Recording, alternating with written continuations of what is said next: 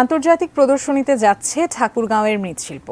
ইউনেস্কোর প্রদর্শনীতে বাংলাদেশের প্রতিনিধিত্ব করবে এ কারুশিল্প। দেশের জন্য বয়ে আনবে সম্মান ও মর্যাদা। মৃৎশিল্পের বিশ্বযাত্রার শুভক্ষণে মৃৎশিল্পীরা বুনছেন নতুন দিনের স্বপ্ন। ঠাকুরগাঁও প্রতিনিধি MS আমাদের তথ্য ছবিতে ডেস্ক রিপোর্ট। ঠাকুরগাঁও সদর উপজেলার আকচা ইউনিয়নের পালপাড়া। এ গ্রামের মৃৎশিল্পের ইতিহাস প্রাচীন।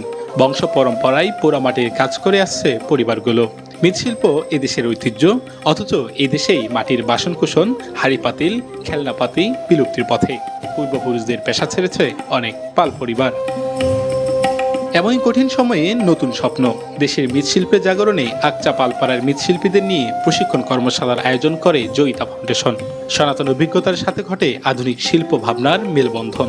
চন্দ্রশেখর সাহা তিনি আসেন এবং তিনি একটা গল্পের কাঠামোতে একটা পৌরাণিক কাহিনী থেকে শুরু করে এখানে একটা ট্রেনিং করান। তো সেই ট্রেনিংয়ে তাদের ভিতরেই যে সম্ভাবনাগুলো ছিল সেগুলো একে একে খুঁজে বের করে আনা হয়। যে আমাদের এই যে অমূল্য সম্পদ, আমাদের যে হাজার বছরের যে ঐতিহ্য মৃৎশিল্প, সেটা আমাদের দেশের মানুষ আমরা যেন এই মূল্যটাকে যেন আমরা অনুভব করি এবং সেটা যেন আমরা আমাদের সেই মূল্যায়নটা যেন আমরা করতে পারি।